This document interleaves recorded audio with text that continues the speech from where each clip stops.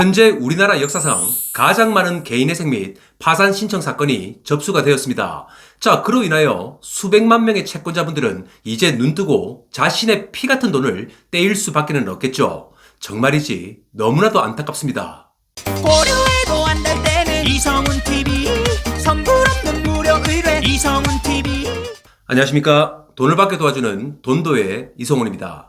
우리가 살아가다 보면 정말 뜻하지 않은 일을 당하거나 또 불운한 상황을 맞이하기도 합니다.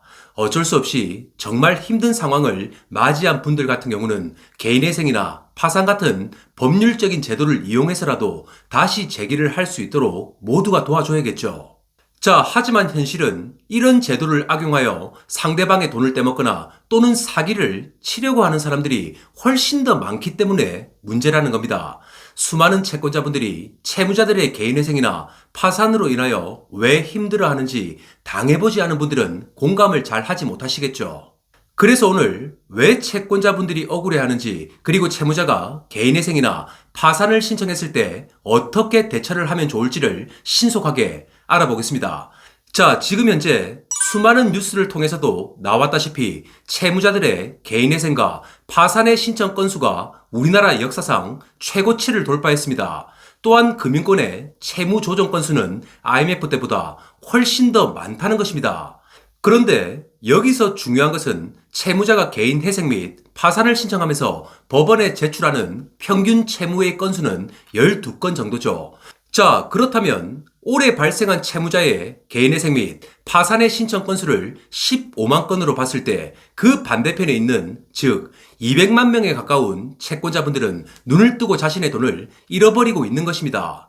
이렇게 계속 늘어만 가고 있는 채무자의 개인회생과 파산 신청에 대해서 우리가 잘 알고 대처를 하지 못한다면 채권의 수는 꿈도 꾸지 못하겠죠. 그래서 채권자분들이 자주 물어보시는 5가지 내용만 신속하게 한번 알아보겠습니다. 그럼 첫 번째는 채무자들이 개인회생을 신청만 하면 법원에서 다 받아주는 건가요? 하면서 많은 채권자분들이 억울해하시고 또 궁금해하십니다. 우선 개인회생 및 파산이라는 제도는 채무자를 보호하기 위해서 만들어진 것이지 절대 채권자 여러분들을 보호해주는 제도가 아니라는 것을 명심하십시오. 자, 그런데 얼마 전 신문 기사를 보면 망해도 서울에서 망해야 된다는 내용이 있었습니다. 이게 무슨 말일까요? 그 이유를 살펴보자면 서울회생법원 개인회생의 개시율은 91%가 넘죠. 이건 한마디로 채무자가 개인회생을 신청하면 대충 서류를 검토하고 개인회생을 시작할 수 있도록 해준다는 것입니다. 그런데 더욱더 심각한 것은 그 후의 인가율은 93%가 넘는다는 거죠. 자, 그렇다 보니 채무자들은 이제 소송사건에서 패소할 것이 뻔히 보이면 판결이 나기 한두 달 전부터 서울로 주소지를 이전하는 신풍속이 생겨났다는 겁니다.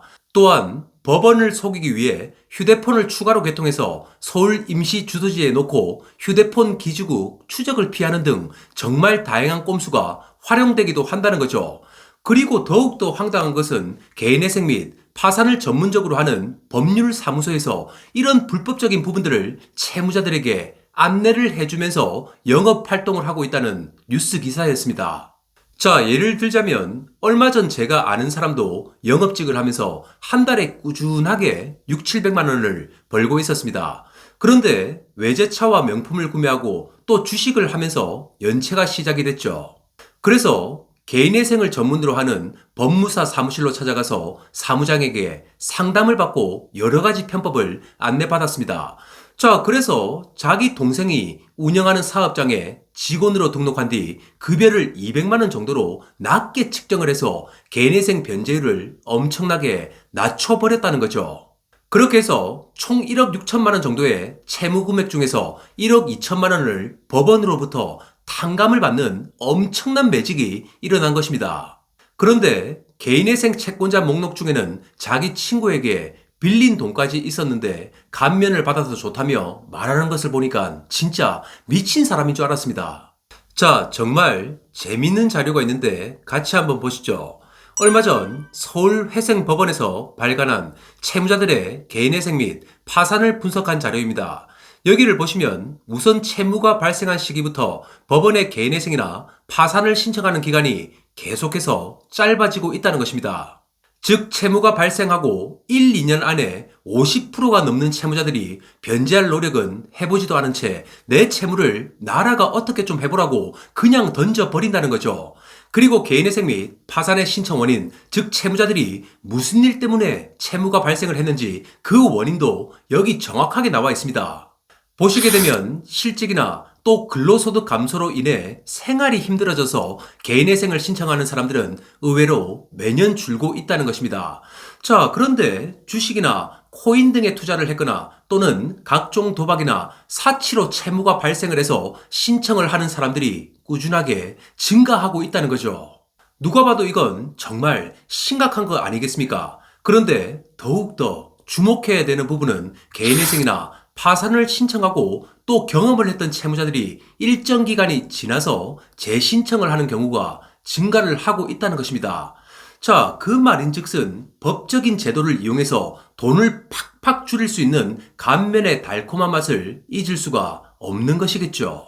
이처럼 말도 안 되는 일들을 막기 위해서는 유럽처럼 개인회생이나 파산을 신청할 때 왜 채무가 발생을 했는지를 꼼꼼하게 분석을 하고 또 까다로운 심사 절차를 거쳐야 합니다. 그리고 면책을 하기 전에 정기적으로 채무자를 불러서 개인의 소비 패턴과 생활 습관, 또 채무에 대한 인식과 마인드까지도 교육을 하고 바꿔야 앞으로 재신청하는 일이 없어지겠죠. 분명 채무자 단 한 명의 개인회생 및 파산 신청으로 인하여 10명 이상의 채권자, 즉 피해자가 생긴다는 것을 정부나 법원은 잊지 않았으면 합니다. 두 번째는 채권자 분들에게 자료 송부 청구서가 온다면 어떻게 해야 될까요? 채무자가 개인회생을 하면서 은행 등 금융기관의 채무 같은 경우는 파악을 하기가 쉽기 때문에 해당 기관에 부채 증명서를 발급받아서 채권자 목록에 포함시키면 될 것입니다. 자, 하지만 개인들 간의 채권 채무 관계에서 채무자들이 돈을 빌려갈 때 현금으로 가져간 경우 입출금 내역이 없을 수도 있겠죠. 또는 차용증이나 지불각서 등을 작성하지 않아서 증빙이 어려운 채무 내역도 있을 것이고, 또한 오래된 채무라서 얼마를 빌렸는지 또 얼마를 갚았는지가 확실치 않은 경우 등 다양한 상황이 있을 수가 있겠죠. 그런 경우에 채권자분들에게 직접 채무자에 대한 채무 관련 자료에 대해서 송부를 해달라고 요청을 해야겠죠. 그게 바로 자료 송부 청구서라는 것입니다. 보통 채무자가 의뢰한 법무사 또는 변호사 사무실에서 연락이 오고 또 문서가 오게 되죠. 그런데 문서를 받아도 많은 채권자분들이 작성을 하기도 귀찮고 또 무슨 법률 용어가 적혀 있고 해서 답변을 하지 않거나 방치를 하는 상황이 종종 발생을 한다는 겁니다. 자, 하지만 채무자는 채권자를 위해서 법원에 더 많은 금액을 신고하는 경우는 당연히 없겠죠. 그럼 채무자는 개인회생 변제금을 낮추기 위해서 고의로 채무 금액을 낮게 측정하거나 또는 알면서도 허위로 기재를 하는 경우도 있다는 것입니다. 만약 그런 문서를 보고서도 귀찮아서 아무런 대응을 하지 않거나 또는 법원에서 송달된 문서에 잘못된 부분이 있는데도 불구하고 아무런 이의를 하지 않는다면 그대로 법원은 채무자 편에 서서 인가 결정을 내어주게 됩니다. 자, 그렇기 때문에 자료 송부 청구서가 오면 모든 사항에 대하여 정확하게 기재를 하고 또 원금이나 이자 등을 한 푼도 남김없이 다 적어서 제출을 하셔야겠죠. 세 번째는 개인회생을 할 때 채무자의 부수입이나 또는 기타 여러 가지 소득들을 확인하기 위해서 채무자 통장도 법원에서 확인을 하는지 궁금해 하십니다. 자, 예를 들면 일반적으로 대기업이나 중견기업 등 큰 직장을 다니고 있는 채무자 같은 경우는 급여 소득을 허위로 신고하는 것은 불가능하겠죠. 공무원이나 대기업 등의 근무를 하는 경우 급여 내역 및 원천 징수 등의 내역이 완벽하게 나와 있기 때문에 개인회생 신청 시 소득을 누락하거나 허위로 기재하는 등의 편법을 사용하기가 힘들다는 것입니다. 자, 하지만 개인회생을 신청하는 사람들 중에 공무원과 중견기업 그리고 대기업에 다니는 사람들의 비율이 얼마나 될까요? 아시다시피 극히 일부라는 거죠. 아까 위에서 말씀드린 제가 아는 사람도 사업주와 의논을 해서 최저급여로 소득을 잡고 남은 급여는 다른 사람이 받아서 주는 형태였습니다. 우선 법원은 개인회생 신청자, 즉 채무자의 입출금 거래 내역과 이체 확인증 두 가지의 서류에 대해 1년치를 확인합니다. 자, 하지만 채무자가 마음먹고 소득을 줄이고 또 개인회생 변제 금액을 낮추기 위한 작업을 한다면 법원이 다 알고 걸러낼 수 있을까요? 현실적으로 절대 불가능하다는 것입니다. 네 번째는 채무자가 개인회생을 진행하다가 폐지가 되는 경우 채권의 소멸시효는 어떻게 될까요? 채무자가 개인회생을 진행하면 당연히 월 변제금을 내게 되죠. 그런데 월 변제금을 납부하지 않아서 폐지가 되는 경우도 정말 많습니다. 채권자분들 중에는 판결문 등 집행권한의 소멸시효가 채무자의 개인회생 기간 중에 완성, 즉 지나갔다고 생각을 해서 내 채권이 없어졌다고 억울해하시는 분들이 간혹 있죠. 하지만 절대 걱정하실 필요가 없다는 것입니다.